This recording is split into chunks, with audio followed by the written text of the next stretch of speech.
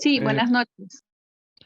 sí, buenas noches a todos. Mi nombre es Edward Steven Pariona La Torre. Soy abogado por la Universidad Nacional de Ucayali. Bueno, el día de hoy vamos a hablar sobre un tema muy importante, que es el tema de las medidas de protección y la ejecución de estas, ¿no? Dentro de mi experiencia laboral que tengo, he venido laborando en la Corte Superior de Justicia de Ucayali. He venido también laborando en la oficina registral de Ucayali. Sí, en la oficina registral de Ucayali, que es la zona de Pucallpa, y actualmente vengo laborando en la Corte Superior de Justicia de Junín, en el módulo integrado judicial en violencia contra la mujer y los integrantes del grupo familiar, que ya voy a cumplir 2 años ya laborando acá en esta maravillosa tierra, lo que es la ciudad de Tarma, ¿no? Y bueno, el día de hoy voy a hablar respecto a este tema que es muy importante. Eh, bueno, para comenzar, esta ley 30364 eh, entró en vigencia el 23 de noviembre de 2015 la, en el gobierno del expresidente Ollanta Humala Tazo.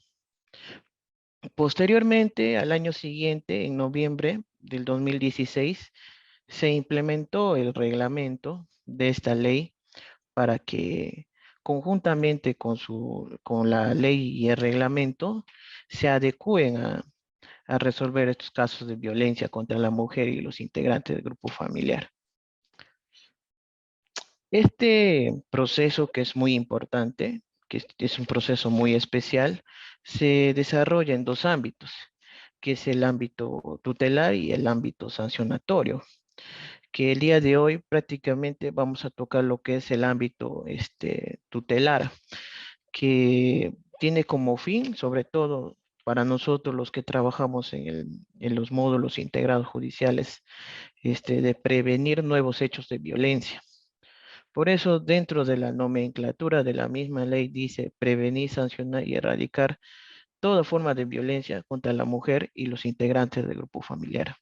Básicamente, nuestra función al momento de dictarse las medidas de protección es evitar que nuevos hechos de violencia vuelvan a suscitar, es decir, neutralizar o tratar de eliminar que estos hechos de violencia se vuelvan a ocurrir. En cambio, en el aspecto sancionatorio, que ya le corresponde lo que es netamente al juzgado de familia, digo, disculpe, al juzgado penal y al fiscal, es la parte de la sanción, ¿no? Que en este caso se debe determinar si es un delito o es una falta. Esto se adecua de acuerdo al descanso médico referente a los delitos de lesiones, ¿no? Y cuando es delito, obviamente lo va a ver un fiscal y un juez penal. Cuando son faltas, lo determina, lo ve el juzgado de paz letrado competente. Como seguía indicando, como les mencionaba, en el tema de hoy que vamos a desarrollar durante este tiempo, va a ser básicamente el aspecto tutelar, ¿no? Y dentro de la definición que nosotros tenemos de, de medidas de protección, por medidas de protección se entiende que son mandatos judiciales que están debidamente emitidas por un juez competente del caso, ¿no? Los juzgados competentes para ver este tipo de casos de violencia son los juzgados que actualmente se vienen desarrollando a nivel nacional, que hay en cortes de Junín, en las cortes de Arequipa, en la corte de Lima, y ahora últimamente se está incorporando en las cortes de Ancash, ¿no? Los juzgados con la subespecialidad en violencia contra la mujer y los integrantes del grupo familiar, que se encargan netamente de ver estos temas de, de violencia contra la mujer y los integrantes del grupo familiar. Entonces, en caso de no haber un juzgado con la subespecialidad en violencia contra la mujer, integrantes del grupo familiar, habrá un juzgado que, que tiene la especialidad de familia, si no hay un juzgado con la especialidad de familia, un juzgado mixto, un juzgado de paz letrado o un juzgado de paz. Discúlpeme momentitos, quiero compartirle unas diapositivas. Quisiera que la persona encargada de ver estos temas me dé facilidad para poder compartir las diapositivas para habilitar. Me estás diciendo que estoy inhabilitado. Compartir con pantalla. Un favor, para poder mostrar las diapositivas que he desarrollado. Disculpen, hay un inconveniente, creo, con el tema para compartir las diapositivas. Bueno, pues seguiremos desarrollando un poco el tema, ¿no? Bueno, como les había hecho mención al principio, eh, el ámbito tutelar le corresponde netamente al juez de familia o con la subespecialidad en violencia contra la mujer, que se encargan de dictar las medidas de protección o las medidas cautelares las que correspondan según sea el caso. En el ámbito de sanción, corresponde netamente a lo que es la Fiscalía Penal y Juzgado Penal en casos de delitos, y en caso de faltas lo ve netamente un juzgado de paz letrado. En el tema de las les, en el tema del tema de los sujetos de protección a la ley, son la mujer en todo su ciclo de vida, es decir, desde niña, adolescente, joven, adulta y adulta mayor. En el aspecto de los integrantes del grupo familiar lo ven netamente los cónyuges, excónyuges, convivientes, padrastros, madrastras o quienes tengan hijos en común o hijas en común. Por también el aspecto de los ascendientes, descendientes por consanguinidad o adopción, por afinidad de parientes colaterales. Entonces, eso es lo que netamente ve a los sujetos de protección dentro del grupo familiar.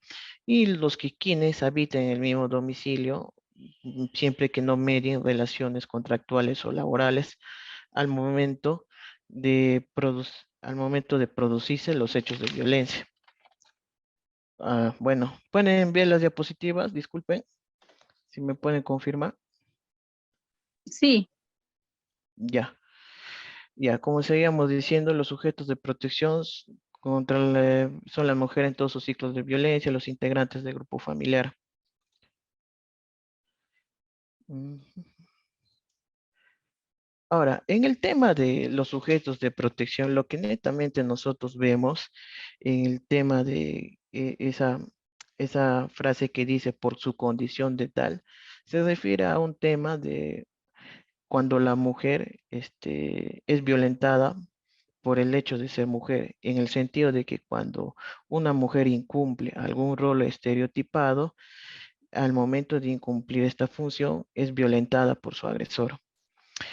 Por ejemplo, en un caso muy común es que, por ejemplo, en el tema de los convivientes, cuando una mujer le dice que no va a atender a su esposo o no le va a cocinar o no le va a hacer caso en algo que éste le ordene, esta consecuencia de le comienza a agredir a través de golpes físicos, insultos, otro tipo de agresiones también que comúnmente se ven por su condición de tales cuando hay mujeres que se dedican a labores tanto domésticas y tanto en su trabajo comúnmente, ¿no? O sea, tiene dos funciones, laboral y doméstica. Es decir, que tiene que atender a sus hijos a tal hora y tiene que atender a su esposo a tal hora, si no cumple con estas funciones, es maltratada o violentada es violentada por su agresor. Y también otro tipo de violencia que comúnmente a veces se ve es el tipo de violencia económica que se refiere cuando el hombre sustrae la tarjeta de su mujer para que él mismo cobre sus honorarios de sus trabajos que realiza en un determinado lugar.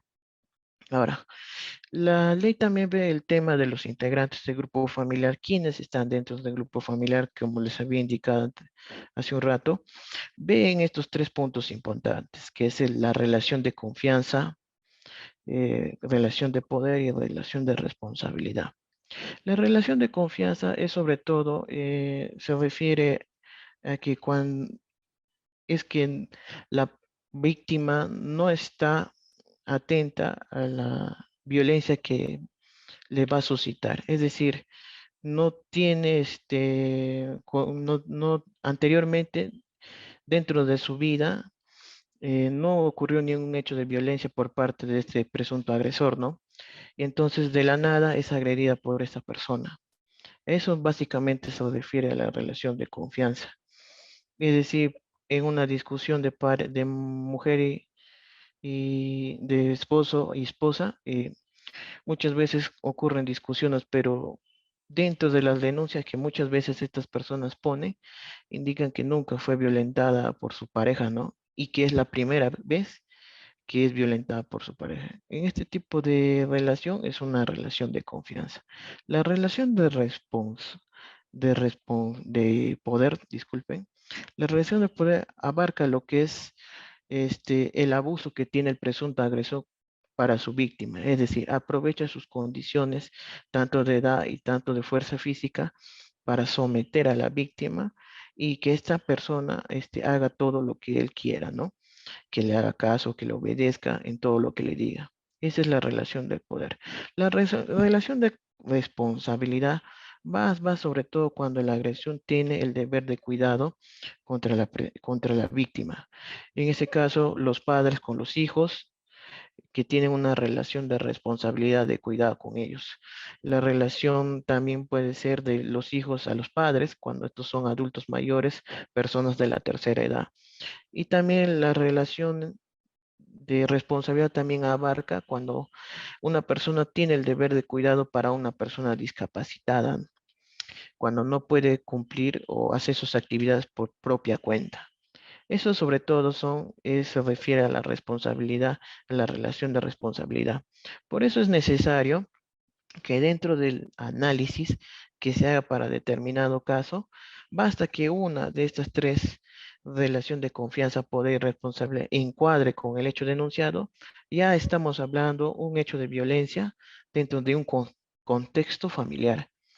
En cambio, cuando no se cumple ninguno de estos tres requisitos de relación de confianza, poder y responsabilidad, no estamos hablando de ningún tipo de violencia dentro del contexto de violencia familiar, sino ya hablamos de un tema ya netamente de algún tipo de conflicto, algún tipo de inconvenientes o contradichos que pueden existir entre las personas. Respecto a la violencia por su condición de tal, se debe ver también el tema de la manifestación de discriminación, relaciones de dominio, control, ejercicio de poder y sometimiento para hacer un adecuado desarrollo al momento de dictarse las medidas más adecuadas para la víctima. Ahora, las denuncias eh, se pueden hacer de manera oral, escrita y virtual. Con este tema de la pandemia COVID-19, que lamentablemente ha chocado a la sociedad peruana y trajo como resultado a muchos familiares, personas cercanas a nosotros, haber fallecido, ¿no? Atrajo también ciertas ventajas dentro del desarrollo judicial, ¿no? Como es la virtualidad. Ahora dentro del órgano jurisdiccional cuenta con su mesa de parte electrónica, donde ingresa directamente las denuncias, los escritos que presentan las partes al momento de presentarse en la casilla electrónica que tiene actualmente cada juzgado, ¿no?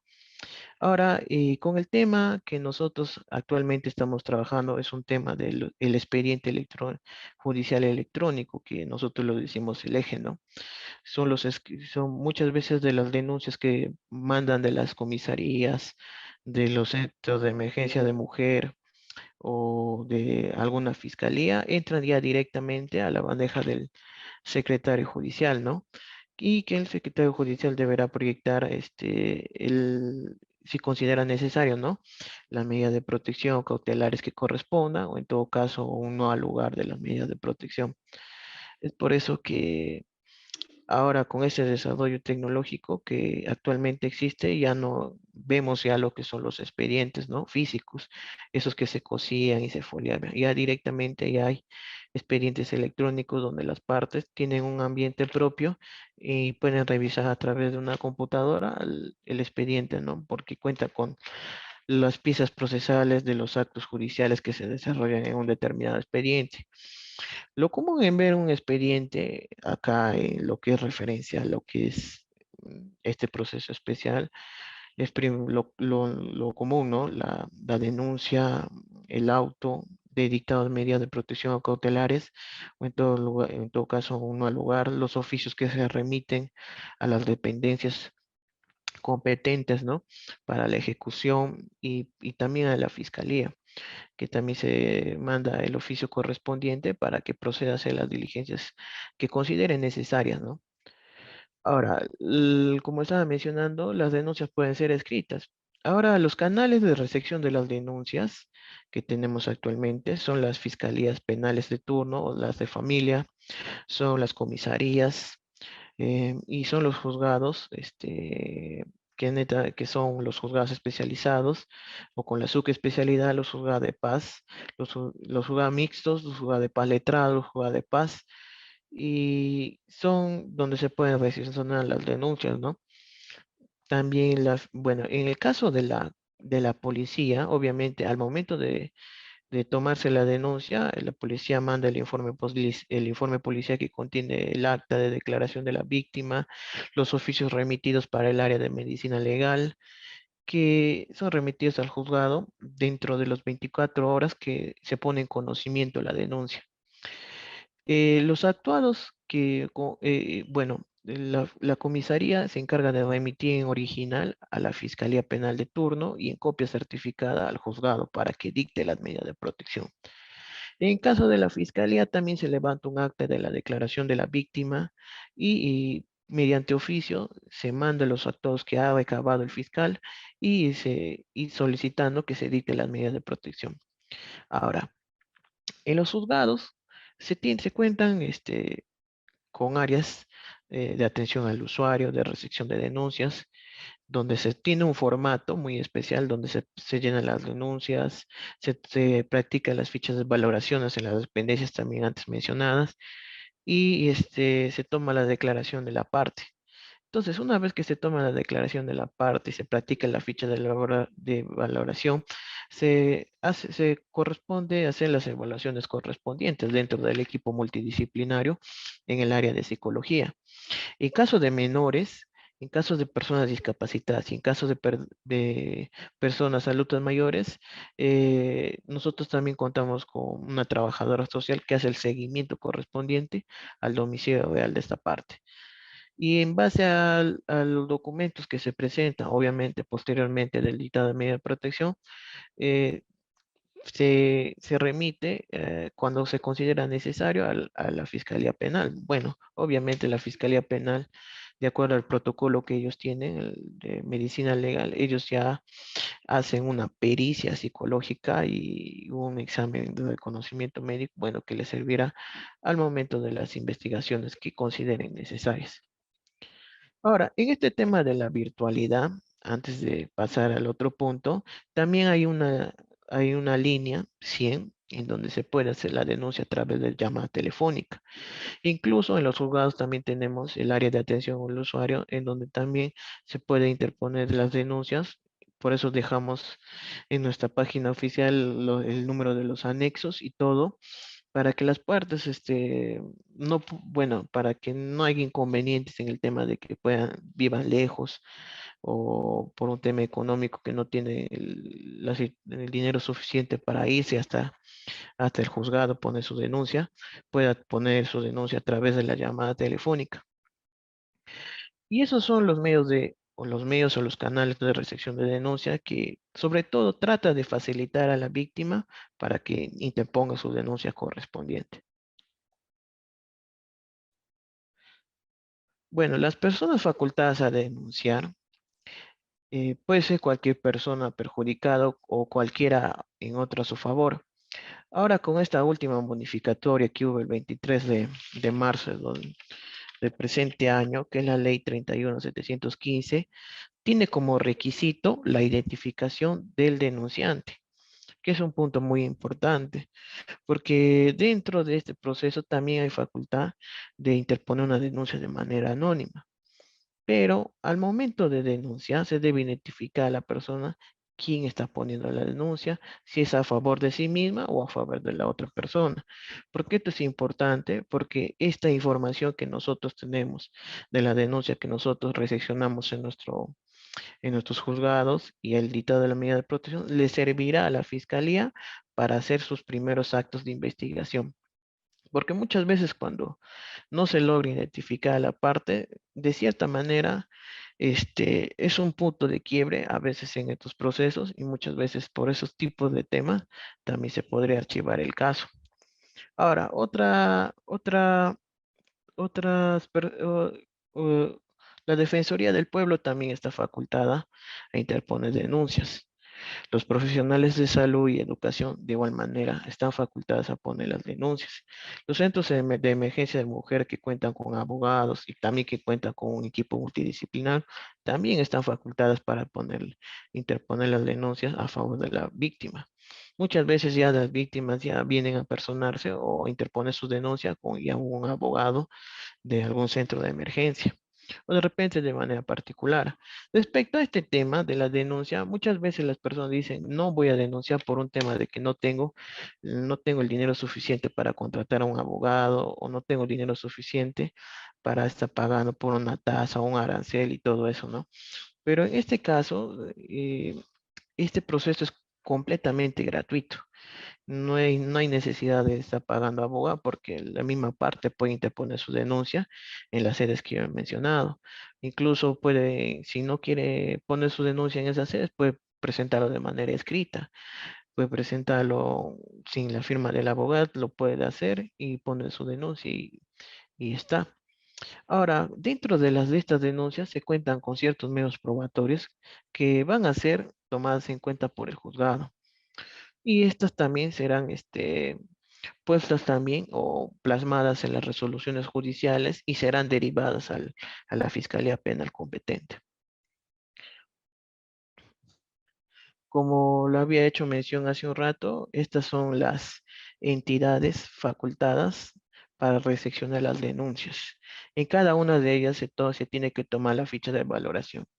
En este punto, la ficha de valoración hay para convivientes, eh, hay para adultos mayores y niños, niñas y adolescentes, que, que estas se deben, que en toda denuncia, ya sea en la fiscalía, ya sea en la comisaría, deben contar con su respectiva ficha de valoración, porque esto determina el riesgo que actualmente está sufriendo la víctima por el presunto agresor, ¿no?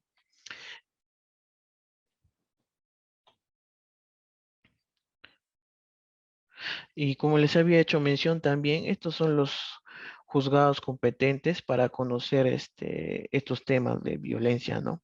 Dentro del ámbito tutelar hay que dejar bien claro que son estos juzgados con la subespecialidad de violencia contra la mujer integrante del grupo familiar, juzgados especializados en familia, juzgado de paz letrada, juzgado de paz. Ahora, hay un punto muy importante porque, como ejemplo, ¿no? Supongamos que María está siendo violentada en la calle por su esposo Juan. Ahora, todos estos hechos de violencia contra la mujer dentro del ámbito público o privado ya es considerada como delito. Entonces, al ver una persona que está agrediendo a otra, que en este caso podría ser una mujer, ya se considera como flagrancia de delito. En estos casos excepcionales, cuando existe la flagrancia del delito, obviamente el fiscal va a presentar su disposición de incoacción de proceso inmediato.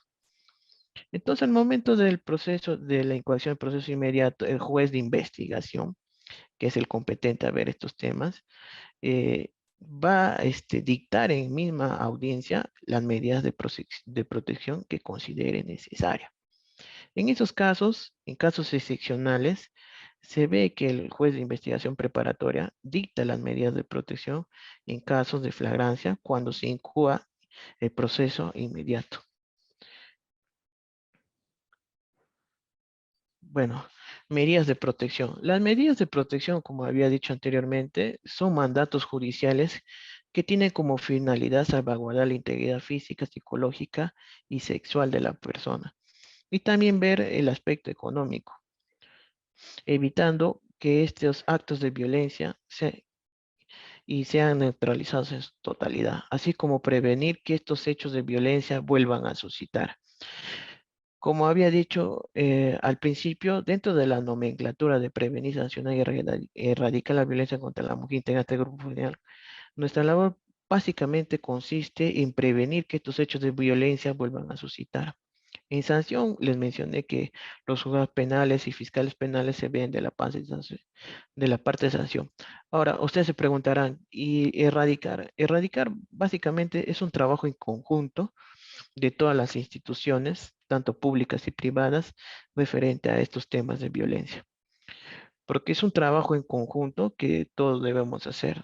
Fiscalía, policía, eh, Poder Judicial, eh, eh, los centros de emergencia de la mujer, también donde más ocurren también los hechos de violencia por parte de la cultura que ellos tienen, son en las zonas muy rurales, ¿no? Que también tienen una oficina especial de estrategia rural, que también se encargan de ver esos temas, que también son facultados a ver el tema de la ejecución de las medidas de protección, que más adelante vamos a hacer referencia.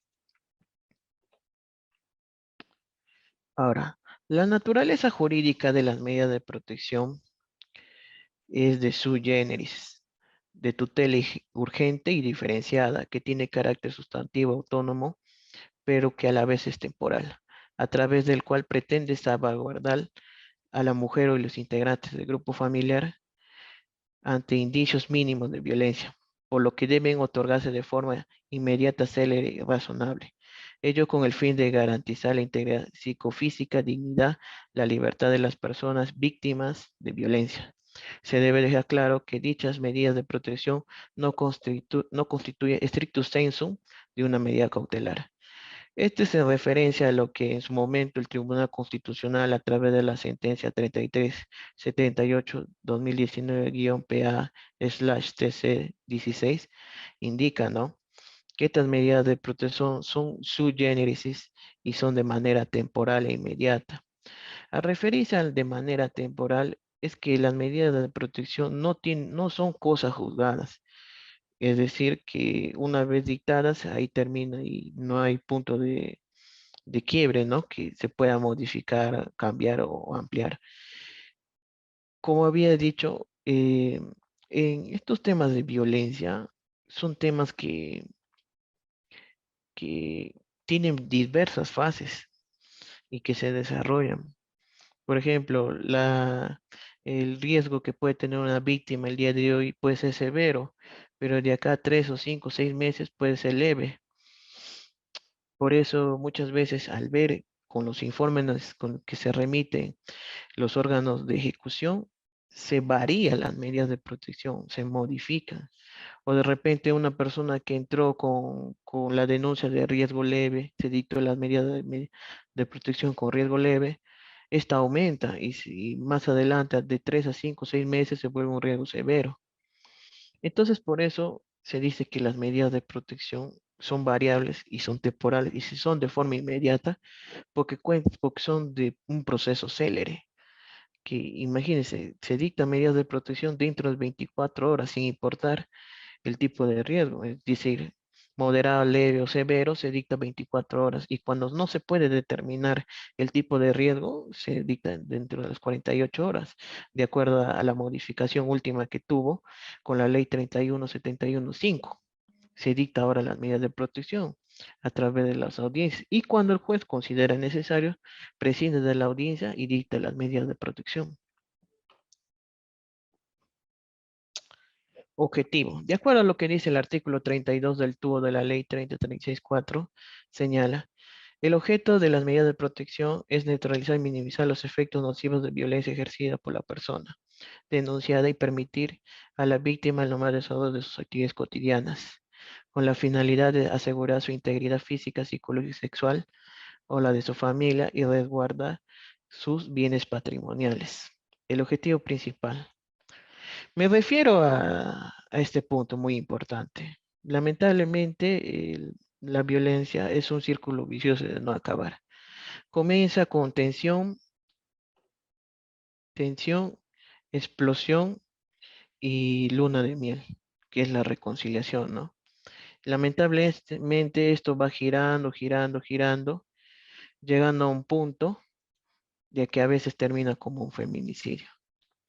Y eso es lo que uno como juzgado trata de evitar que ocurra, ¿no?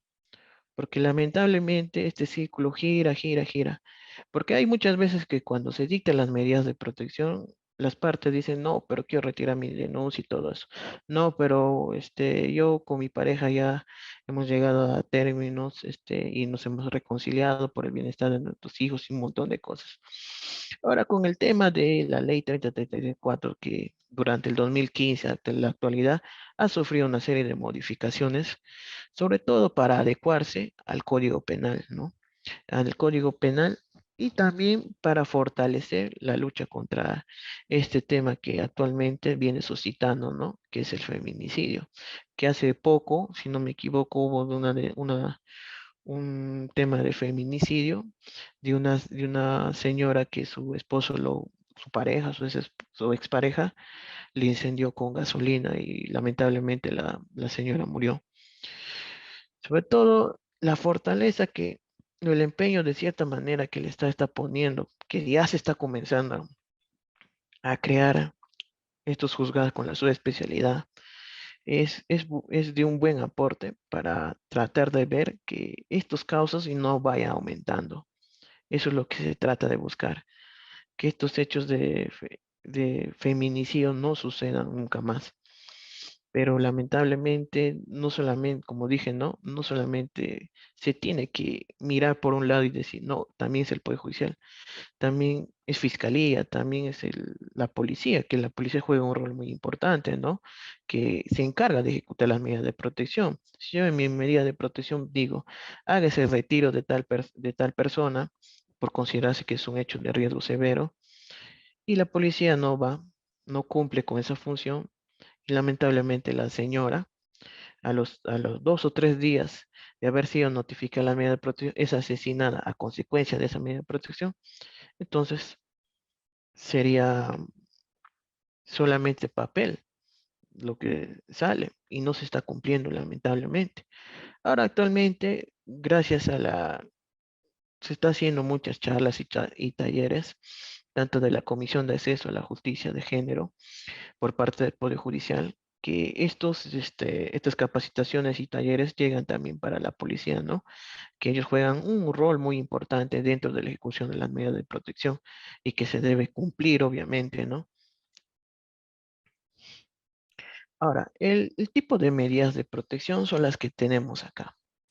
Prohibición de comunicación, prohibición del derecho de tenencia y porte de armas. Esto sobre todo, en muchas ocasiones, es el que da más puntaje a la ficha de valoración. Si no me equivoco, tendrá un puntaje de 6 a 7. Y muchas veces cuando hay este tema de prohibición de tenencia de armas, se oficia a la SUCAME y en caso de ser un policía o alguien de las Fuerzas Armadas, también se le oficia a la dependencia correspondiente, ¿no? Estas son las que normalmente se utilizan dentro del contenido de las medidas de protección, ¿no? En la asignación económica, por emergencia muchas veces cuando el presunto agresor tiene, como había dicho, ¿no? Tiene el deber y cuidado de la víctima y muchas veces es retirado de su hogar. Entonces, para evitar que esta persona se perjudique o la víctima se perjudique o sus hijos se perjudiquen, se le da una asignación económica por emergencia en esos casos, ¿no? Ahora, el tratamiento reeducativo y terapéutico para la persona agresora es muy importante porque la finalidad de estas medidas de protección no es imputar, sancionar al agresor. Eso no busca. Todo lo contrario, lo que busca esta medida de protección en muchos casos es que esta persona agresora, para el control de ira, para el tema de que es una persona muy agresiva, deba cumplir con llevar sus evaluaciones, ¿no? Sus terapias psicológicas en el lugar donde él crea conveniente. Ahora, hay un punto muy importante.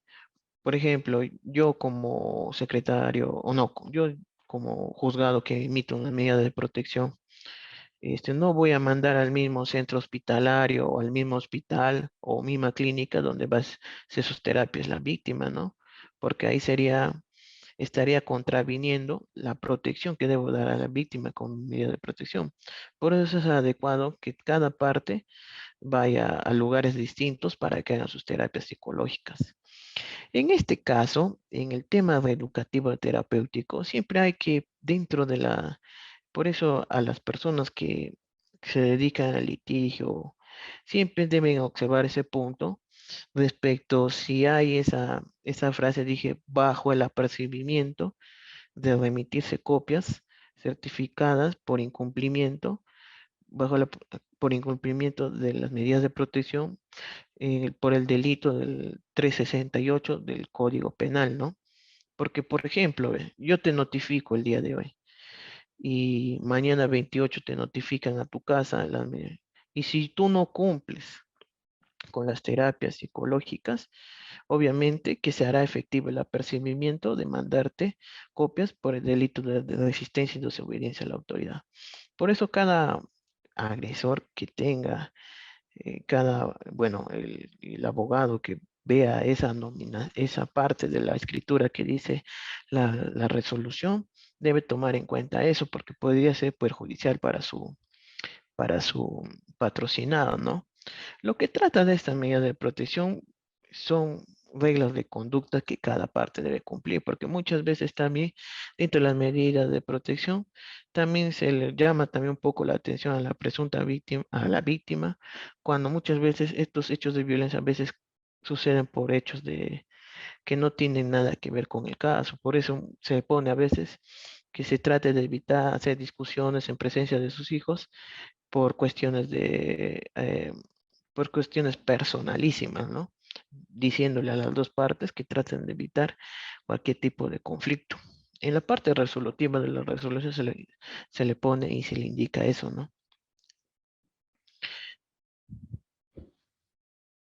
Ahora, protección según finalidad de la misma, dice. Las medidas de protección que buscan limitar la cercanía de la persona agresora respecto a la víctima. Si yo veo un caso, disculpen,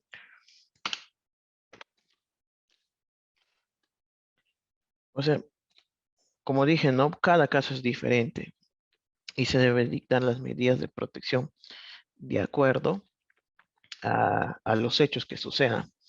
Por ejemplo, si yo en mi medida de protección busco limitar la cercanía de la persona agresora frente a la víctima, lo más común sería hacer el retiro del hogar, el impedimento del acercamiento o prohibición de comunicación, ¿no?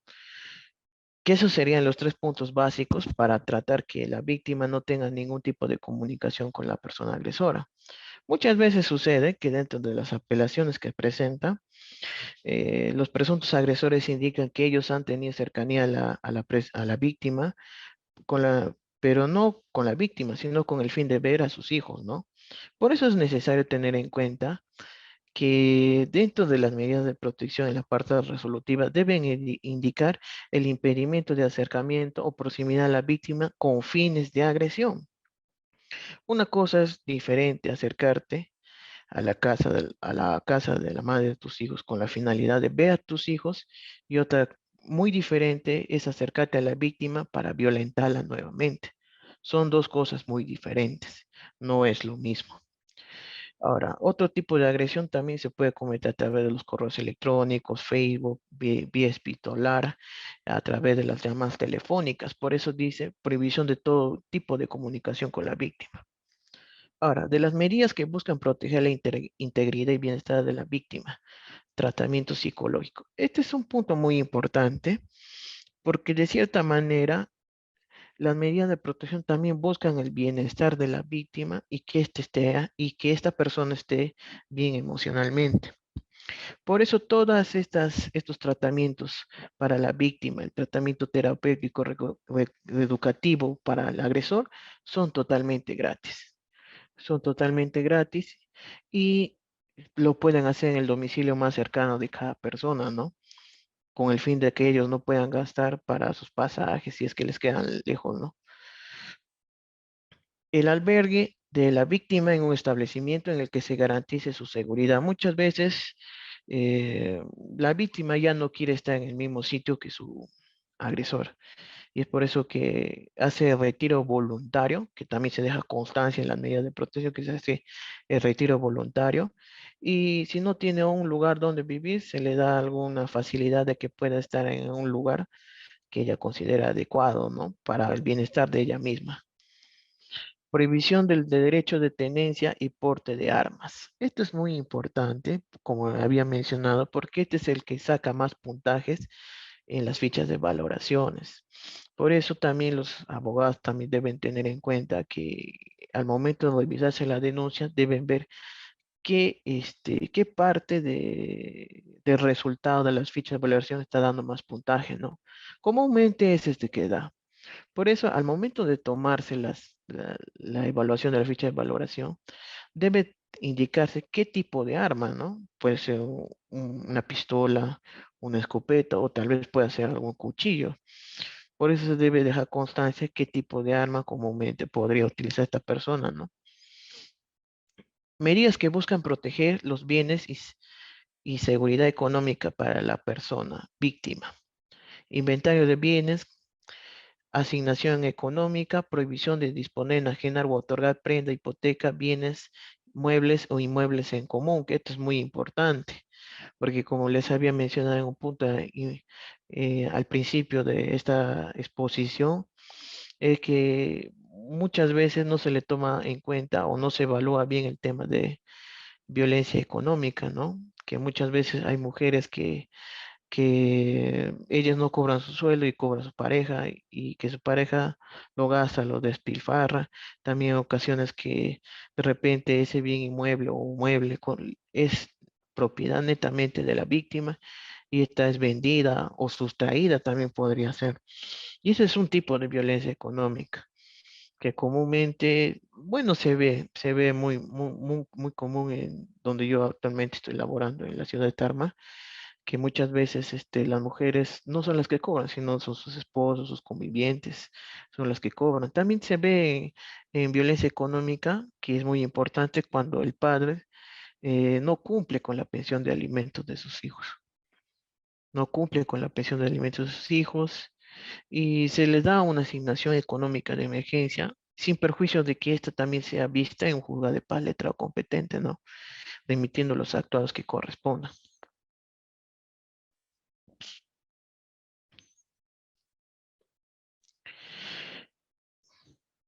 Seguimos. Medidas de protección que buscan proteger a las personas alrededor de la víctima. Prohibición a la persona denunciada de retirar del cuidado del grupo familiar a los niños, niñas, adolescentes u otras personas de situación de vulnerabilidad. Este también es un punto muy importante y muchas veces nosotros, bueno, de las apelaciones que yo he visto al menos, indican, pero ¿por qué la tal parte de las medidas de protección se indica a tal persona? Porque no está, ella no es víctima. Tenemos que tener en cuenta que dentro del desarrollo de esta ley 3034, no solamente protege a la víctima directa, sino también a la indirecta, que muchas veces son los menores, no, que muchas veces son los niños, niñas y adolescentes, que estos hechos de violencia muchas veces ocurren en presencia de estos niños, niñas y adolescentes y son personas, víctimas indirectas de estos hechos de violencia. Ahora, medidas que buscan brindar soporte y posibilidad de resocialización de la persona agresora. Como le dije al comienzo, como había hecho mención en el punto anterior, este es una parte muy importante porque, como dije, ¿no? Las medidas de protección no son sanciones, no son acusaciones ni nada por el estilo.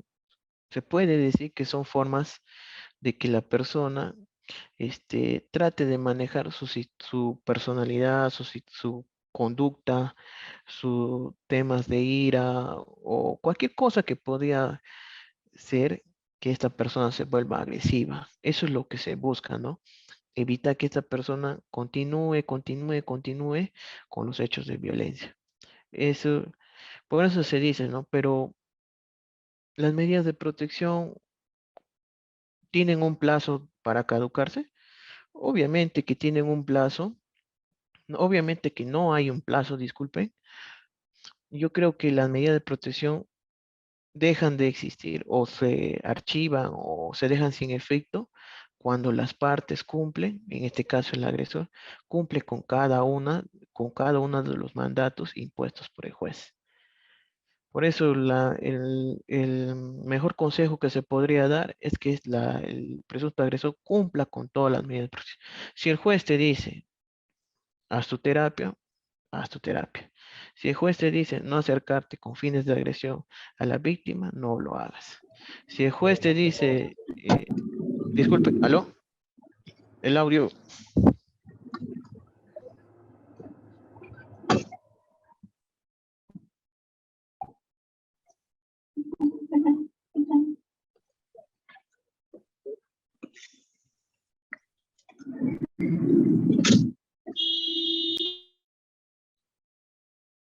Ya, continuamos.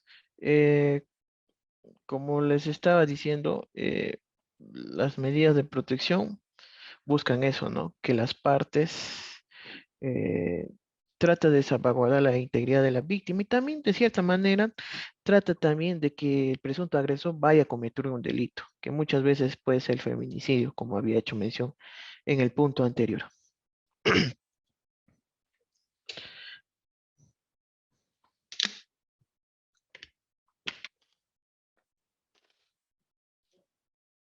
Criterios para dictar medidas de protección.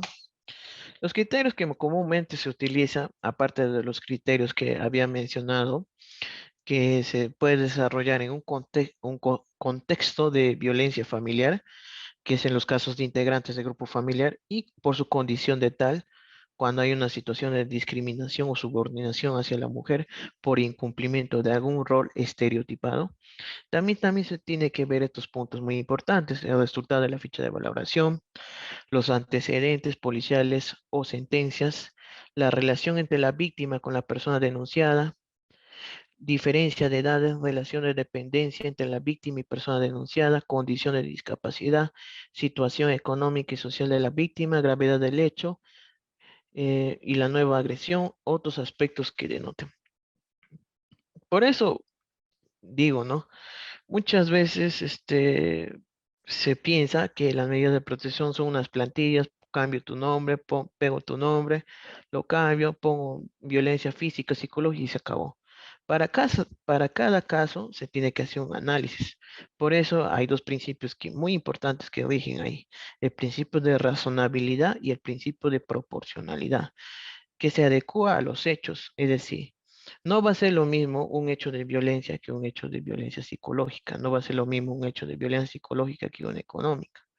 Y muchas veces estos tipos de violencia dependen de una de la otra, que están juntas, ¿no? En situación económica, un tipo también de violencia psicológica.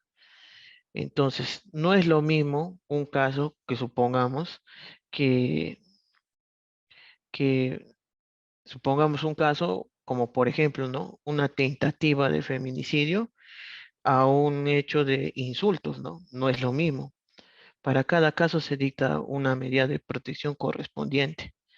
Entonces, no es una situación de que yo tengo mi plantilla, lo pego y se acabó.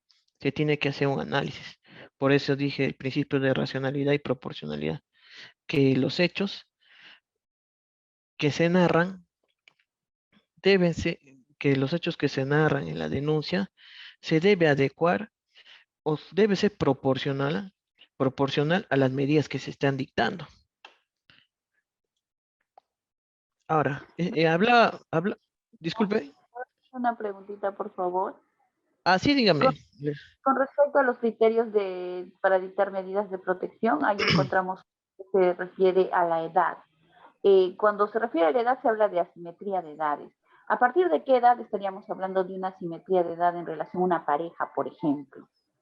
Mira, bueno, respondiendo a la pregunta que dice la colega, muchas veces dentro de la simetría de edades, lo común es ver, por ejemplo, en una mujer 20, 22, 24 años y su pareja tenga 28, 30, 35 años. En ese tipo de situaciones vemos una simetría de, de edades, ¿no? Por ejemplo, ¿qué sucede si tienen la misma? Sí, dígame, te escucho. ¿Cuál es el criterio para ver una asimetría? ¿Puede ser mayor de 5 años, mayor de su pareja que 10 años? O sea, ¿cuál sería el criterio para poder definir eso? Claro, de la simetría de edades tiene que ver con las diferencias que tengan entre 5 a 12 años, por lo menos, o a más. Se tiene que ver ese punto de la simetría de edades. ¿Y esto sabe por qué?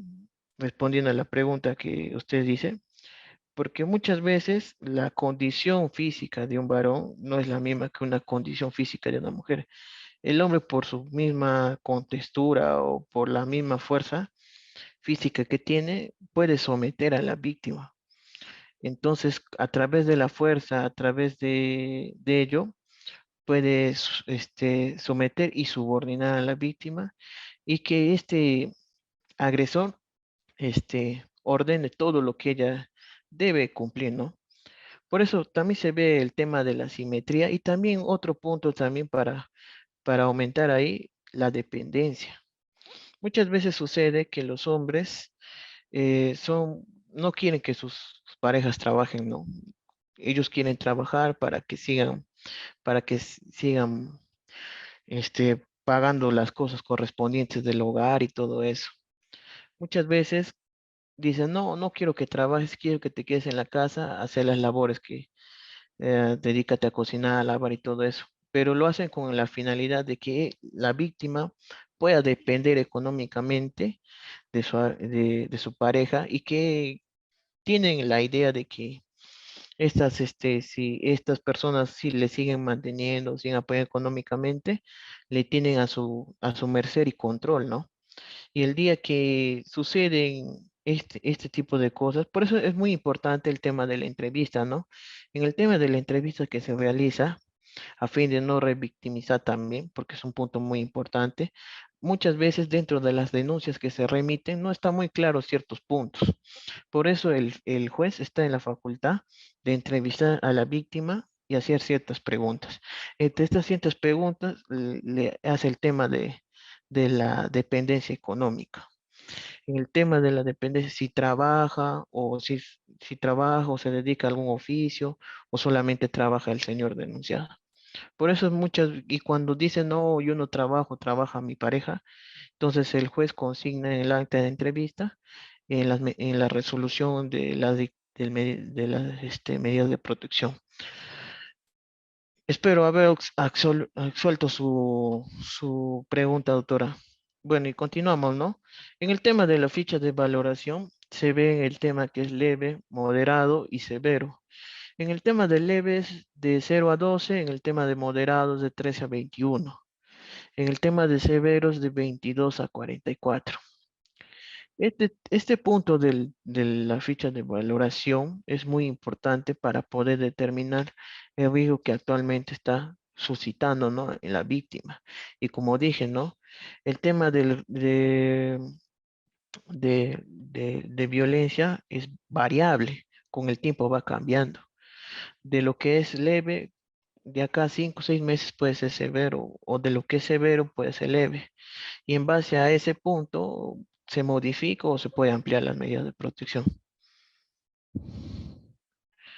Ahora, hubo una modificatoria última, como hice mención, que es la 31715 del 22 de marzo de 2023, que en caso de riesgo severo, moderado o leve, la ficha de valoración de riesgo, el juzgado de familia en el plazo máximo de 24 horas se dicta las medidas de protección, ¿no? No puede determinarse el riesgo del juzgado de familia en el plazo y se dicta dentro de las 48 horas contadas de tomar la denuncia. En casos excepcionales, el juez puede prescindir de la audiencia cuando es un caso de riesgo severo.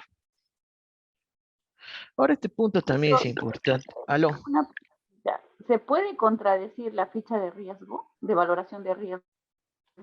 Por decir, si en una valoración de riesgo la víctima sale con riesgo severo, pero en realidad se podría comprobar que no es así y contradecir esa ficha. Bueno, esa es una buena pregunta, ¿no? Es una pregunta que comúnmente se hacen muchos abogados al momento de presentar su recurso de apelación sobre las fichas de valoración. Ahora, sobre la ficha de valoración se supone o se tiene por entendido que el que lo practica o el que llena la ficha de valoración es una persona profesional especializada en esos temas, ¿no? En el caso de nuestro juzgado, las fichas de valoraciones son practicadas por el área del equipo multidisciplinario, que está conformado por una psicóloga, trabajadora social y también por un médico y un educador. Se supone que las fichas de valoraciones no se pueden contradecir porque sirven para el dictado de las medidas de protección, pero en la etapa de sanción se hacen otros tipos de evaluaciones, como las pericias psicológicas, en donde se puede determinar la situación emocional o psíquica que está pasando en la persona, ¿no? Ahí en ese aspecto podría decirse, pero como le digo, no solamente es dictar medidas de protección, sino también hacer un seguimiento constante. Yo dicto medidas de protección. Por ejemplo, las encargadas de hacer la ejecución de las medidas de protección en personas adultas mayores, discapacidad, niños ni adolescentes, son las trabajadoras sociales que tienen que ir al domicilio y al momento de hacer las visitas que son esporádicas, son de 3 a 6 meses, se ve si esa persona ha variado o no ha variado el tema del riesgo que ha sufrido. Ahora, hay puntos cuestionables que muchas veces se indican, ¿no? Disculpen. Hay puntos importantes que hay que tener también en cuenta, que las fichas de valoraciones no pueden ser rellenadas por las mismas personas, por los denunciantes o las mismas víctimas. Estas fichas de valoraciones tienen que ser llenadas por un profesional competente. En el caso de las policías, deben ser llenadas por algún efectivo policial. En el caso del Ministerio Público, por el asistente o el mismo fiscal. En el caso de nuestros juzgados, como había hecho mención, tienen que ser llenadas por algún integrante del equipo multidisciplinario o cualquier persona capacitada para poder llenarlas. Por eso, respecto a su pregunta, si son cuestionables o no, se tendría que ver con el desarrollo del tiempo cómo va variando el riesgo que ha sufrido esta persona. Y como le digo, si es una cuestión de, de probatoria, se ve ya lo que es netamente en lo que es en la etapa ya de sanción, a través de los protocolos que se realizan en el área de medicina legal. Lo que se trata de ver con el tema de las fichas de valoraciones es dictar medidas de protección de acuerdo al riesgo que está sufriendo la persona. Pero como le dije, estas pueden ser modificadas, estas pueden ser ampliadas, o en su momento también puede ser dejada sin efecto, ¿no? Bueno, continuando, los medios probatorios, que es el riesgo de la víctima a través de la ficha de valoración, la urgencia, de acuerdo al tipo de riesgo de resultado, de acuerdo a la ficha de valoración, la necesidad de la protección, de acuerdo al principio de razonabilidad y proporcionalidad y peligro en la demora, a fin de evitar que estos hechos de violencia vayan a convertirse en un feminicidio. Ese es el fin principal de estas medidas de protección, evitar que estos hechos de violencia sigan aumentando y terminen en un feminicidio. Características, instrumento procesal que tiene por finalidad prevenir la violencia o evitar que continúe la misma. Es provisional, variable, como había dicho hace un mención, ¿por qué motivo? Y puede ser inaudita y altera pars. ¿Qué quiere decir? Que las medidas de protección serán dictadas escuchando a una de las partes. En este caso, con la declaración de la víctima o denunciante, se dictan las medidas de protección. Más allá de que se cuente con un informe psicológico o con una pericia o con un resultado de examen médico, se tendrá en cuenta que la declaración de la víctima, por eso se dice que tiene que ver la verosimilitud, o sea, que los hechos narrados por la víctima sean concordantes a los demás medios, con los medios probatorios o medios o indicios que se tenga para poder dictarse las medidas de protección.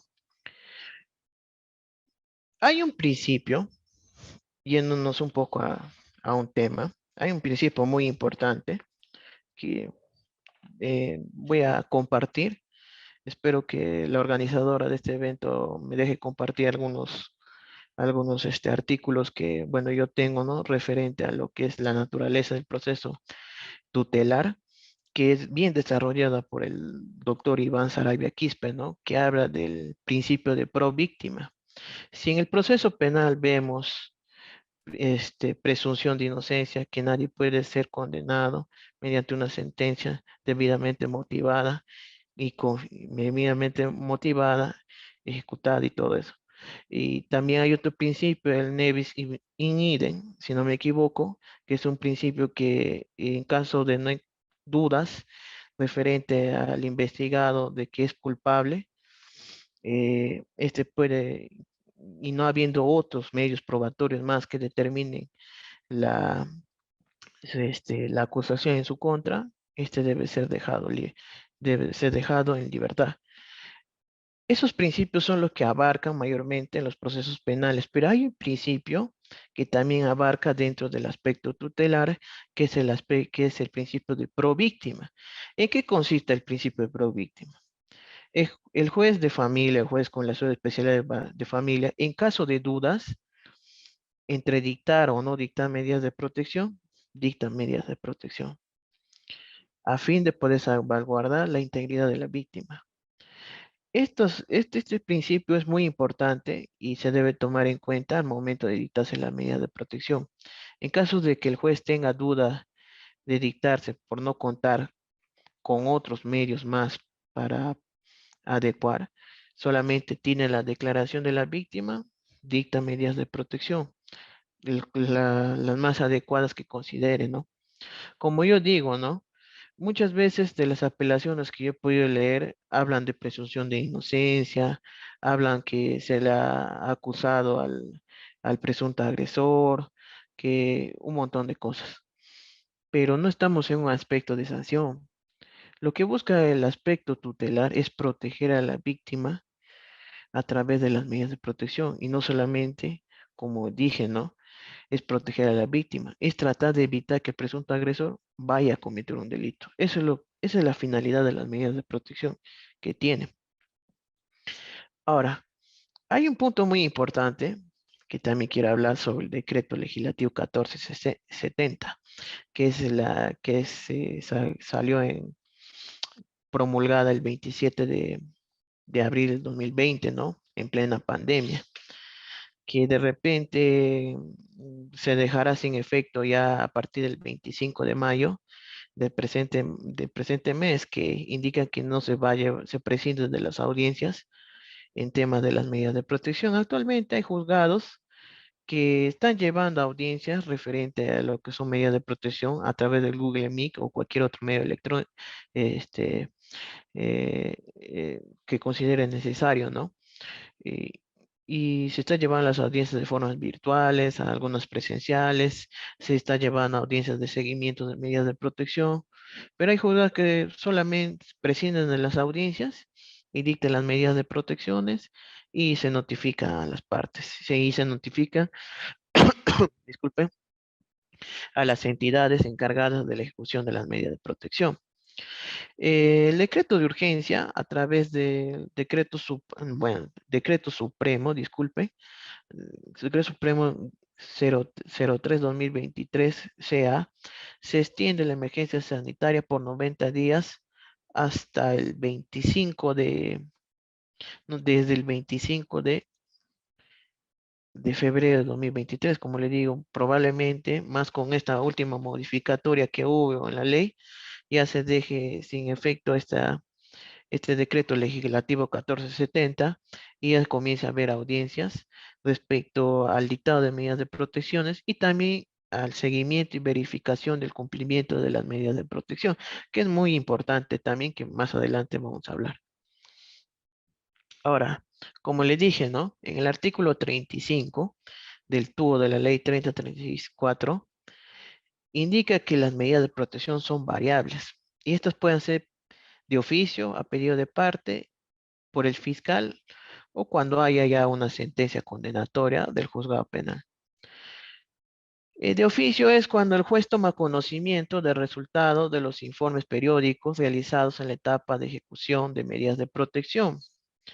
Nosotros al momento de emitir las medidas de protección, notificamos a la policía que es la encargada de la ejecución de las medidas de protección. Y ellos tienen un plazo para remitirnos el informe policial respecto si la otra parte está cumpliendo o no con las medidas de protección. Y de acuerdo a los informes que nos manda la policía, se va a ver si el riesgo va variando a menos o a más, o va aumentando o va bajando.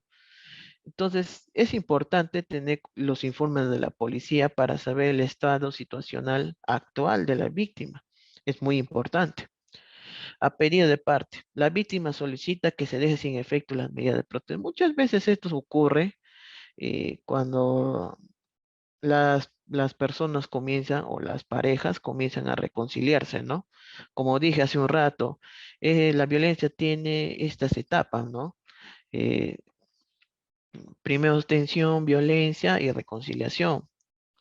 O sea, al comienzo hubo una violencia y a consecuencia de esa violencia se fue a denunciar a su pareja, pero después se reconciliaron, pero después más adelante vuelve a haber un problema y después la vuelve a agredir, después se reconcilian, por eso dije que es un círculo vicioso de no acabarse.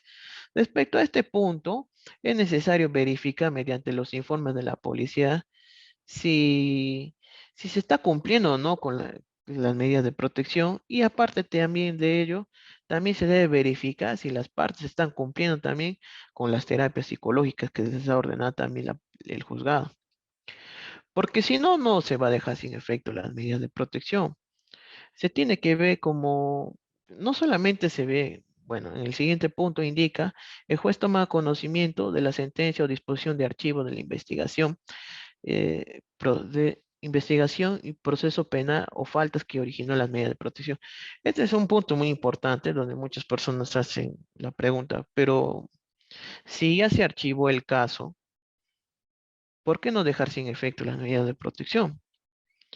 Antes de la modificatoria, en el año 2018-19, si no me equivoco, hubo este tema, ¿no?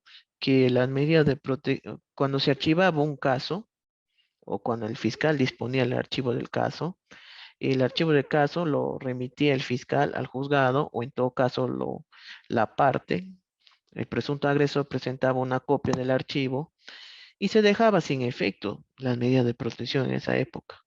O sea, culminaba o el proceso penal, bueno, en las diligencias preliminares y moría el caso en el tema de protección, ¿no?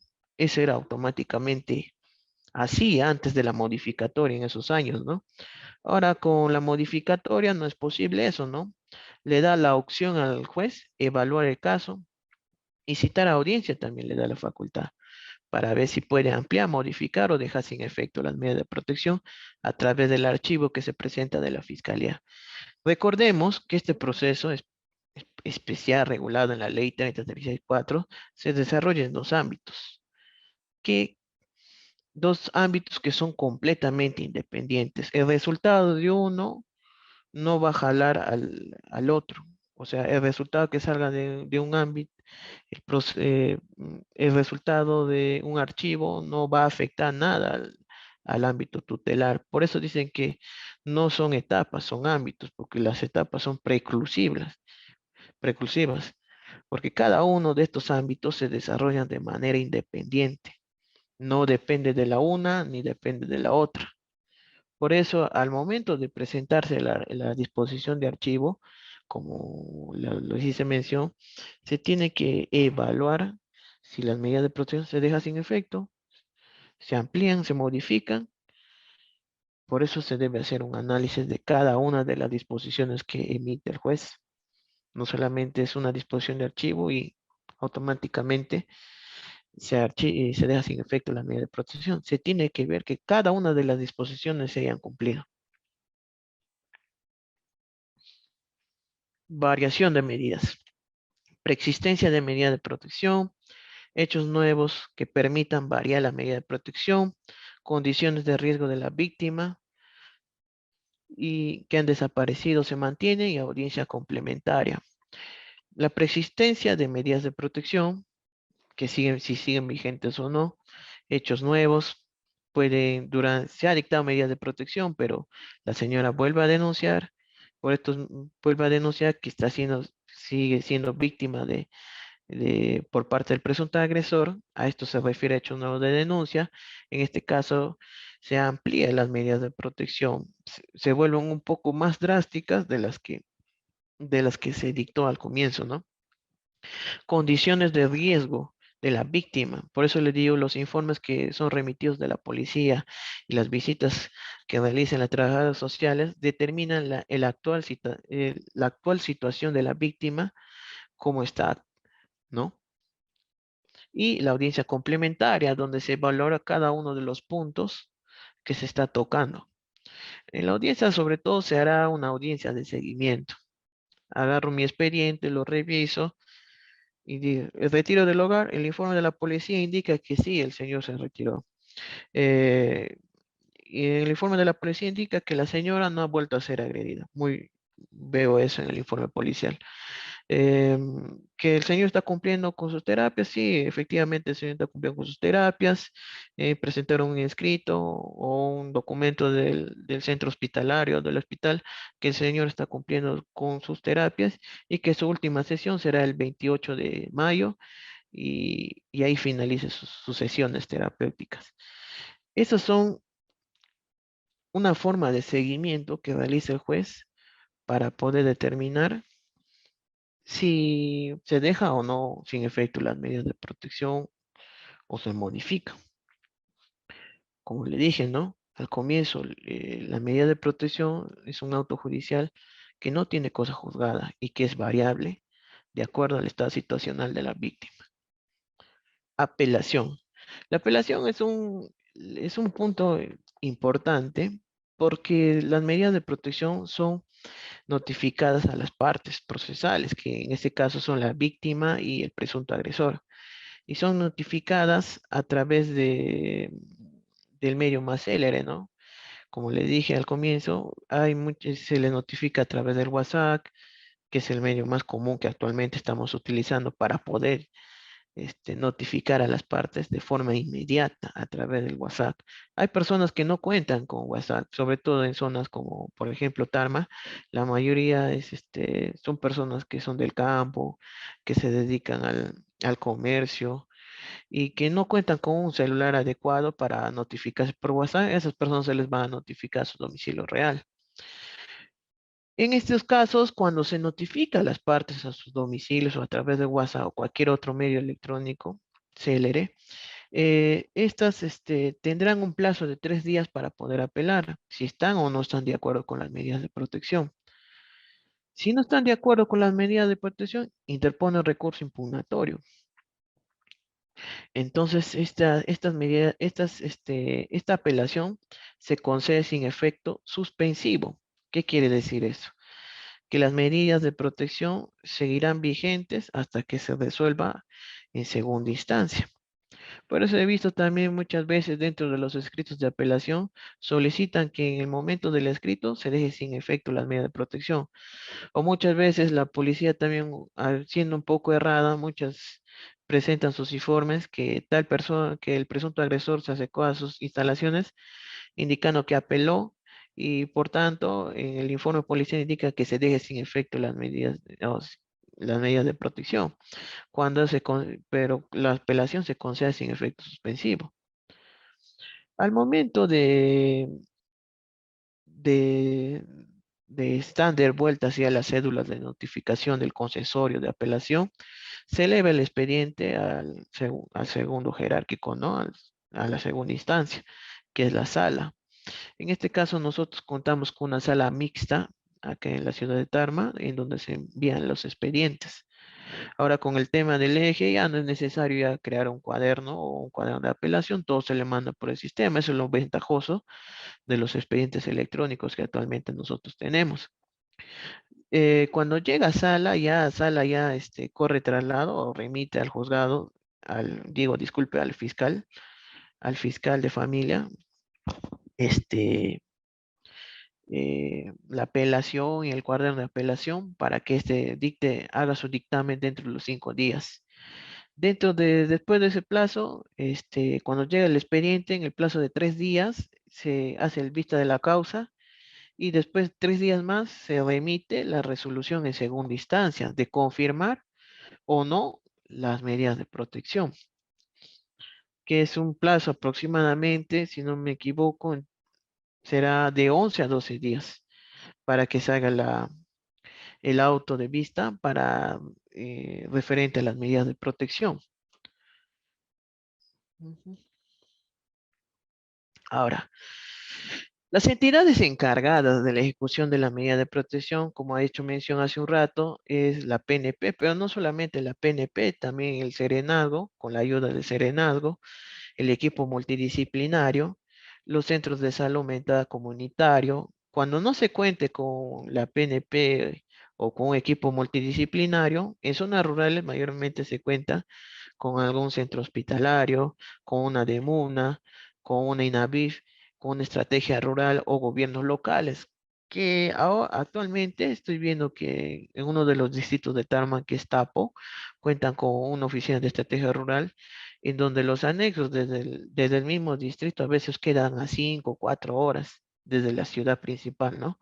Y que cuentan con sus oficinas de estrategia rural que actualmente también ya están comenzando a presentar informes referentes a la ejecución de las medidas de protección sobre las víctimas, ¿no? Si se está cumpliendo o no con las medidas de protección. Por eso le digo, pues, el Estado en la actualidad ya está invirtiendo referente a estos temas, ¿no? A empezar a concientizar a la gente que un hecho de violencia no es normal y, como digo, ¿no? El tema de erradicar la violencia es un tema en conjunto entre todas las instituciones que participamos directamente en estos temas, también instituciones públicas y privadas. Ahora, en la ejecución de las medidas de protección,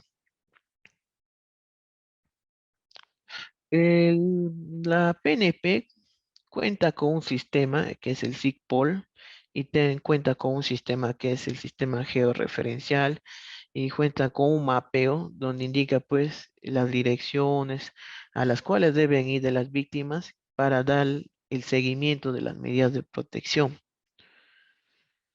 Siempre en lo que es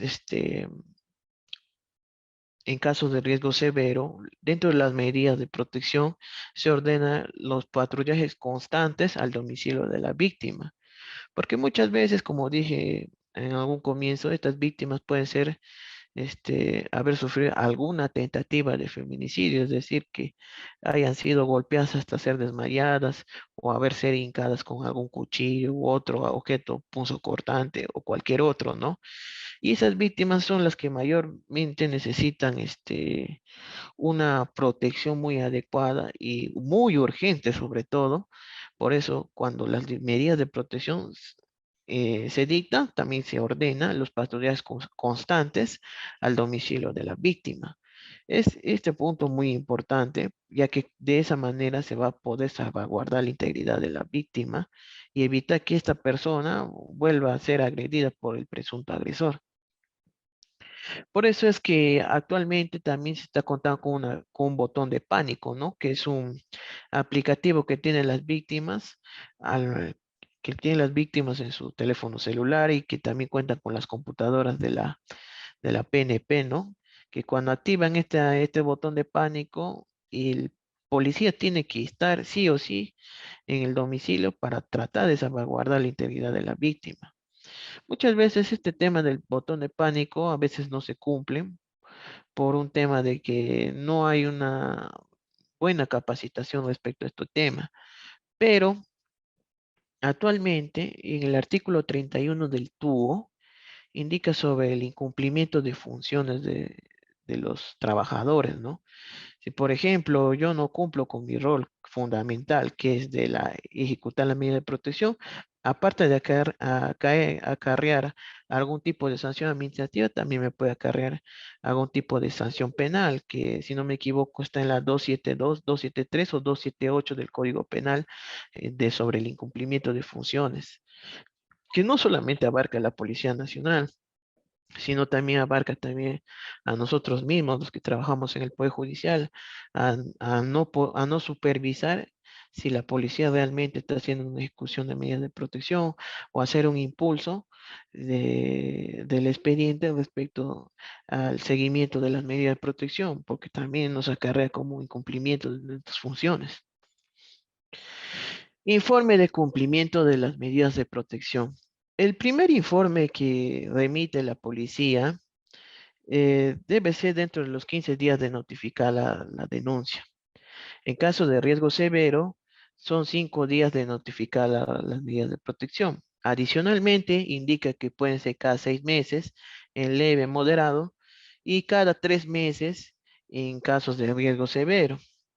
Ahora, con esta última modificatoria del 22 de marzo del 2023, indica que estas deben ser ejecutadas de forma inmediata, el plazo independientemente del nivel de riesgo, en el plazo desde que se presenta la denuncia hasta que se dicte la medida de protección, no pueden exceder las 48 horas. Ahora, es un poco más célere el tema de los informes policiales, ¿no? Porque ahora ya no es como he mencionado 15 o 5 días, ahora son en un término que no pueden exceder las 48 horas. Entonces, respecto a este tema, es un punto de quiebre muy importante porque yo considero que esta última modificatoria más se trata sobre un tema de los últimos acontecimientos pues, que ha salido en las noticias que les he hecho mención. Yo considero que es por ese tema que se está tocando ese punto. Entonces, esta modificatoria es a consecuencia de eso, me imagino, de los últimos acontecimientos que se está dando en las noticias, ¿no? Pero se tiene que ver, se tiene que hacer una supervisión respecto a ese tema, que ya más adelante vamos a tocar. Nota. ah, ya. Eso de la ejecución de las medidas de protección es muy importante. Dentro del contenido del informe policial, debe haber la declaración, debe haber un acta de entrevista hacia la víctima, un acta de constatación domiciliaria, si es que ha variado de domicilio para las próximas resoluciones que se va a notificar. eh, Se deja una constancia de enterado de las medidas de protección al presunto agresor. Esto es muy importante porque de cierta manera, a diferencia de otros procesos, este proceso especial hace básicamente una doble notificación. ¿En qué sentido? Nosotros o cada módulo integrado cuenta con un área especial de notificaciones, que ellos realizan las notificaciones a través de los medios más céleres, como el WhatsApp, correo electrónico, Facebook. En casos de zonas rurales o zonas como, por ejemplo, en Tarma, se hacen a través de los domicilios. Pero en esos temas de logística, se podría decir, porque muchas veces la policía cuenta con, en el tema de logística, cuenta con un mejor equipo, ¿no? Porque tiene camionetas, motos. Acá obviamente que sí, ¿no? Tienen motos y todo eso, pero de acuerdo a la situación geográfica que tiene, muchas veces las personas viven en en los cerros, en anexos lejos. Como le dije, ¿no? Muchas veces de los anexos acá a la ciudad de Tarma están 8 o 9 horas. Son lugares recónditos, ¿no? Que tienen más acceso o factibilidad a la policía a veces de llegar. Por eso muchas veces de las notificaciones de las medidas de protección, muchas veces llega primero la policía. Por eso digo, hay una doble notificación, sí, lo hace nuestros trabajadores, los notificadores, y también al momento de darse lectura de las medidas de protección a la víctima y de las prohibiciones y dar también lectura al presunto agresor, se realiza una notificación. Entonces muchas veces indicamos, pero si a mí me han notificado un 3 de marzo y después la policía llega un 10, ¿cuál sería lo más desde dónde corre el plazo? Obviamente que corre desde que te han notificado el Poder Judicial. Supongamos que me notifican y yo en el acta digo, no, nunca me han notificado, nunca he tenido conocimiento, o de repente es una notificación defectuosa, no cumpliendo con los parámetros establecidos en el Código Procesal Civil. Entonces, haciendo una convalidación de la notificación, se considera válidamente notificada desde que te pone en conocimiento la policía, ¿no? Sobre las medidas de protecciones. Y este es un punto muy importante porque hay abogados que al momento de presentar su escrito indican, pero señor, a mí nunca me han notificado, nunca he tenido conocimiento. Y efectivamente comienzas a revisar el expediente y verificas que a la fecha no te han devuelto la cédula de notificación, pero sí la policía ya te puso en conocimiento. Entonces, ¿desde dónde comienza a correr el plazo? Pues, es lógico que comienza a correr el plazo desde que se te pone en conocimiento la Policía Nacional. Y desde que te pone en conocimiento la Policía Nacional, comienza a correr tu plazo para interponer tu recurso de apelación. Disculpe.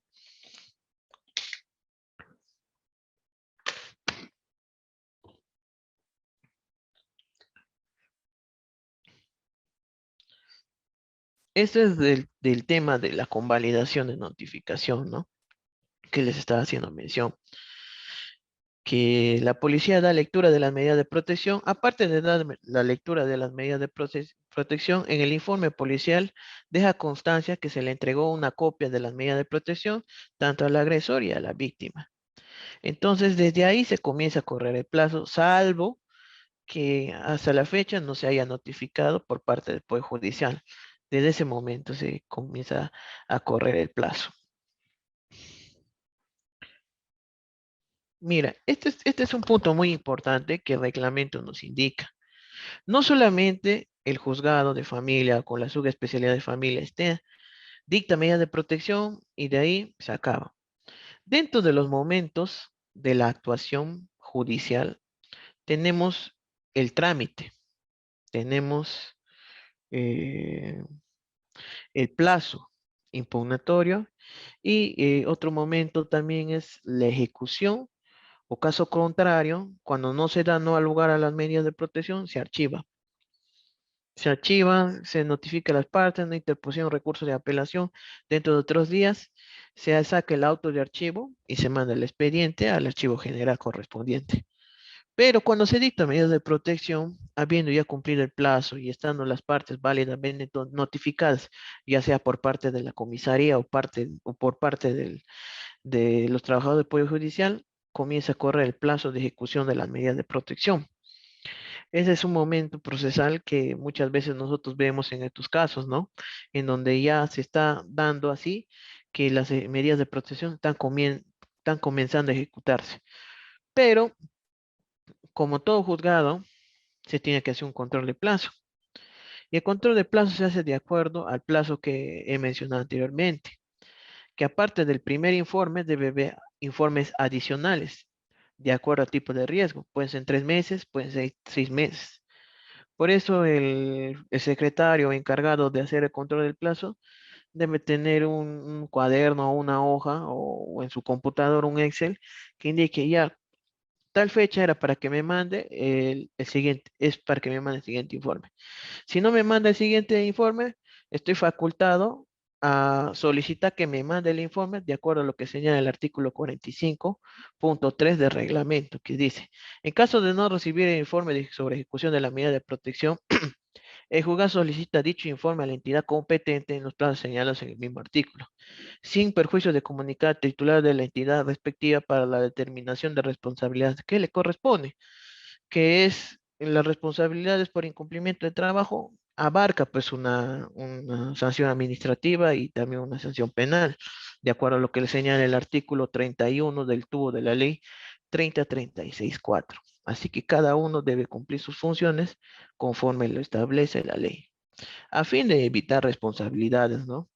Porque como dije, ¿no? Lo que se trata de buscar es salvaguardar la integridad de la víctima. Ya, el tema del incumplimiento de las medidas de protección. Este es un punto muy importante y lo que hemos mencionado anteriormente, el tema de las notificaciones. Por ejemplo, yo abogado, tengo mi patrocinado y, por ejemplo, a mí me notifica este, con un auto indicándome que se remitirá copias certificadas por el delito de la 368 por no haber cumplido. Entonces yo tengo que revisar el expediente para ver si realmente a mi patrocinado le notificaron o no. Lo que muchas veces en los informes policiales y como parte de la práctica judicial indican las víctimas, pero el señor me sigue agraviando, el señor me sigue, el señor sigue, me sigue maltratando. Ya vemos en el informe y nos damos cuenta que el informe es una fecha muy diferente a la constancia de enteradas de notificaciones y que lamentablemente se hace una mala práctica y que muchas veces hace caer en error a los abogados y también a la parte jurisdiccional.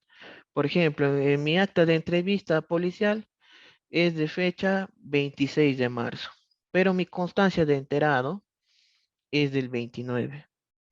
Entonces, ¿cómo voy a incumplir una medida de protección si no tenía conocimiento? Ese es muchas veces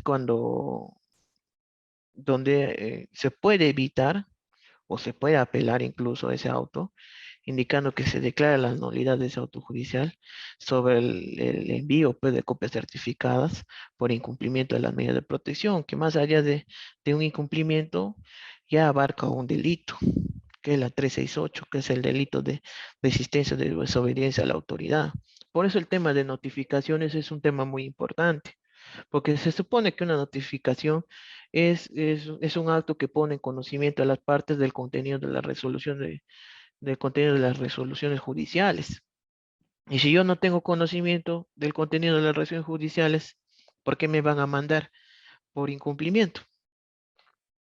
Ahora, otro tema también que muchas veces pasa en la práctica judicial es en el tema de las terapias. Por ejemplo, me mandan por el delito de desobediencia y resistencia a la autoridad por no haber cumplido mis terapias. Eso también es un punto muy importante en donde los abogados tienen que revisar cada disposición del juez, ¿no? Y por ejemplo, ¿pero por qué me mandan si no me aperciben?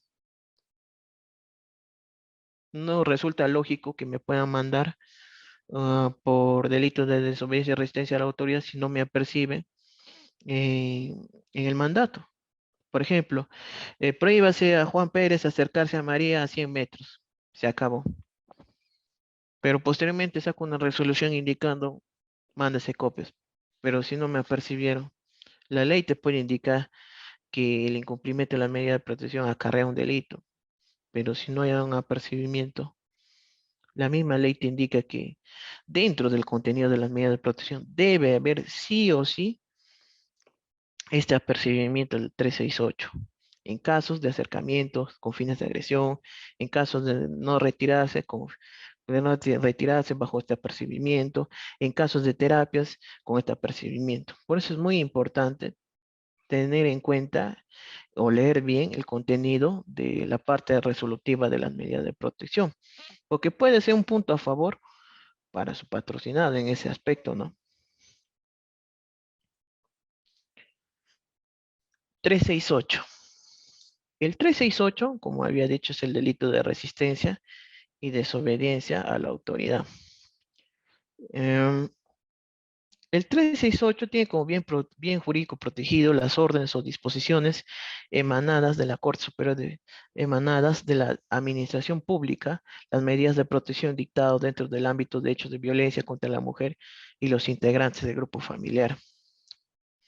Hay dos sentencias bueno, es una sentencia de la Sala Nacional Penal y que la 783, que bueno, también les facilitaré las diapositivas, espero que me dejen algún correo para poder facilitar las diapositivas y algunos materiales de lectura que tengo también para que les puedan facilitar a ustedes.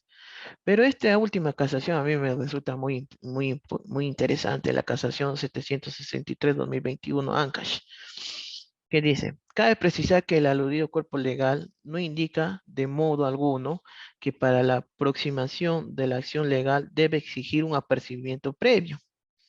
En esta misma resolución también se ha señalado que el delito de desobediencia o resistencia a la autoridad exige que para su configuración que la gente tenga pleno conocimiento de la orden o mandato impartido de la autoridad competente. Fundamentos 16 y 17. En este caso, a lo que se refiere al apercibimiento previo, es que el abogado pidió que, pidió que se declare nula la investigación en contra de su patrocinado porque no hubo una resolución de apercibimiento, pero el juez en ese caso evalúa y indica, pero si existe ya un apercibimiento en el auto de medidas de protección, ya no es necesario ningún apercibimiento siguiente en otra resolución judicial, porque la ley, porque el artículo mm, del incumplimiento de las medidas de protección, que es el artículo 39, no te indica que como prerequisito, como requisito, hay una resolución llamando apercibiendo nuevamente al presunto agresor. Basta que en el mismo contenido del auto de medida de protección existe el apercibimiento de delito de resistencia y desobediencia a la autoridad, ¿no? Para que pueda proceder la investigación que corresponde y la sanción por este delito. Entonces, esta casación me parece muy interesante porque dentro de la práctica judicial, muchas veces los abogados también presentan sus recursos impugnatorios en base de que, pero si no me apercibieron nunca, debe existir una resolución que me aperciba nuevamente. Entonces, no es necesario. Si en el mismo auto principal judicial ya existe un apercibimiento respecto a ese tema. Es un punto muy importante eso. Bueno, ese es eh, un tema muy importante de las medidas de protección, ¿no? Como dije, no solamente es dictar medidas de protección, sino también hacer una ejecución de las medidas de protección, hacerlas cumplir por parte del agresor, que estas entidades encargadas son las policías, con apoyo del serenazgo, y también en los centros poblados con los que no cuenten con estas autoridades a través de las famosas rondas campesinas, en caso de niño, niña, adolescente, adulto mayor con persona con discapacidad, lo puede ejercer también la trabajadora social del equipo multidisciplinario. En casos de no tener un equipo multidisciplinario a través de la DEMUNA, INAVIL, las oficinas de estrategia rural que actualmente se cuentan, ¿no? Yo siempre dije que Tarma es una de las ciudades privilegiadas al ser una de las provincias, aparte de su capital principal, que es Huancayo, del departamento de Junín, es la única que cuenta con jugar con la subespecialidad en violencia contra la mujer integrante familiar. No cuenta, no tiene Jauja, no tiene La Oroya, no tiene Concepción, por ejemplo, tampoco no tiene estas jugadas con la subespecialidad, ¿no? Y Tarma es una de las ciudades afortunadas, no solo en el aspecto del Poder Judicial, sino también en la Fiscalía, que ya se cuenta con una Fiscalía especializada en delitos relacionados a violencia contra la mujer integrante del grupo familiar. Las zonas que de mayor lejanía también cuentan con oficinas de estrategia rural, que esa es la principal idea, ¿no? El trabajo no debe cargar a una sola institución, sino debe ser un trabajo en conjunto para poder erradicar completamente la violencia contra la mujer y los integrantes del grupo familiar. Y como yo siempre dije, ¿no? Cada vez que doy una charla, porque acá doy una charla en la municipalidad de Tarma, el UGEL de Tarma, lo que debe primar en la actualidad es la educación, ese tipo de educación que podemos dar a nuestros hijos, porque no solamente veamos la situación de sanción, de imponer penas o de aumentar las penas o ese tipo de cosas, ¿no? Es una educación que viene desde casa, ¿no? Porque la sociedad que nosotros actualmente tenemos se forja en pilares, que esos pilares son las familias de donde salen de donde se van forjando la sociedad. No es muchas veces por un tema de costumbre, parte de nuestra educación, decimos, no, hijo, no, tú no puedes lavar, o tú no puedes cocinar, o tú no puedes barrer porque eres varón. Que lo haga tu hermana, ella es mujer, que ella lo haga. Y en ese aspecto estamos un poco mal. Y muchas veces también he escuchado, no, pero no hay equidad. ¿En qué sentido? Porque se le está dando más privilegios a las mujeres. Puede que sea cierto en un punto que dentro de la práctica existan denuncias falsas, pero como dije, no es ningún tipo de sanción las medidas de protección. Yo más bien lo veo como una forma, este, son medidas, para cumplir ciertas reglas de conducta, ¿no? Es para que te pongo una resolución para que te comportes bien, en pocas palabras, para que la próxima vez no hagas eso, lo que hiciste. Porque ya en la parte ya sancionatoria, en la parte donde ya se plantea la acusación, ya se ve la parte de la sanción, ¿no? Que eso sí es otra cosa, que se debe determinar a través de pruebas fehacientes, que sí esa persona es una persona agresora, que sí esa persona ha lesionado de esa manera a la víctima, que sí esa persona la mató por su condición de tal, porque no cumplió con un rol estereotipado. Por eso, como les digo, todo parte de la educación. Y ese es el fin que tiene cada uno de los padres, ¿no? Dar una buena educación a sus hijos a fin de evitar este tipo de hechos lamentables que actualmente se ven, ¿no?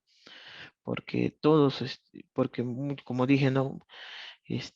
Muchos dicen, no, pero ¿por qué le dan más preferencia a las mujeres? Lamentablemente, si tú ves las estadísticas del INEI y todo el tema de la violencia ocurrida en plena pandemia, las más afectadas son las mujeres.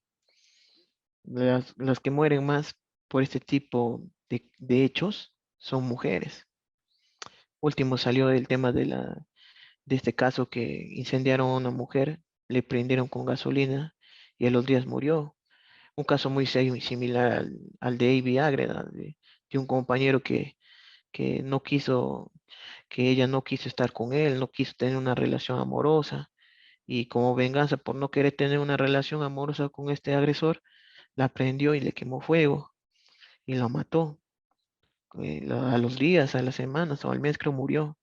En este último caso igual, porque había terminado con su pareja, que era creo uno de nacionalidad colombiano-venezolana, terminó con este colombiano-venezolano y después la fue a buscar, le echó gasolina, la prendió y la mató. Y eso también, si quieren lo pueden ver en YouTube, eso es hace poco, en marzo, si no me equivoco, de ese hecho de feminicidio que ocurrió. Entonces, seamos conscientes sobre este punto, ¿no? Que por ese tipo de cosas a veces la ley se modifica o cambia o se hace más estricta. Pero como dije, ¿no? El aspecto sancionatorio es el que determina la culpabilidad de una persona. Espero que mis queridos amigos y colegas que están presentes el día de hoy, yo sé que es un día en el cual de repente todos queremos viajar por el tema del feriado largo, que viene un feriado largo. Y para mí, la cantidad de participantes que hay ahorita, para mí es satisfactoria. Y si hay alguna pregunta, alguna duda para resolver, sería tan amable de hacerme la pregunta. Yo la contestaré de acuerdo a lo, al conocimiento y a la práctica que he podido obtener estos últimos años. Gracias. Bueno, al no haber ninguna pregunta, quisiera agradecer al Instituto Latinoamericano y a la revista YouLatin por esta oportunidad que se me está brindando y el espacio para poder conversar con ustedes, ¿no? Espero que este conversatorio que hemos tenido el día de hoy les sea de mucha ayuda. Y también espero también que me puedan facilitar algún correo o algo así para facilitar a los colegas las diapositivas y también algunos artículos que yo tengo y que he tenido la oportunidad también de escribir en la página, ¿no? De YouLatin. Y también actualmente, eh, hace poco salió, hace un mes, un artículo mío referente a este tema que el día de hoy hemos hablado en la revista 104 de actualidad penal, ¿no? Espero que cualquier duda o algo así me puedan escribir, ¿no? Les dejaré mi número de teléfono y mi correo electrónico para cualquier consulta o para poder facilitarles los materiales que, que les había dicho, ¿no?